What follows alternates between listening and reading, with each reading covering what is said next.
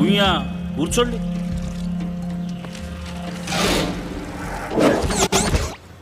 రే సార్కి 2 అరటికాయ బజ్జీ ఒక్కటి.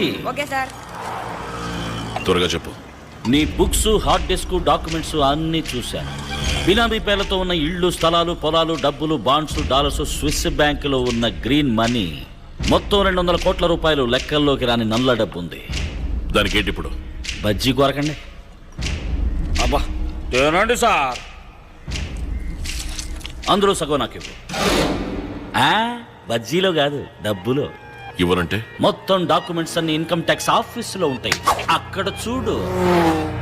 హాయ్ రేమో మామ. Okay Rai. Stop stop. Hold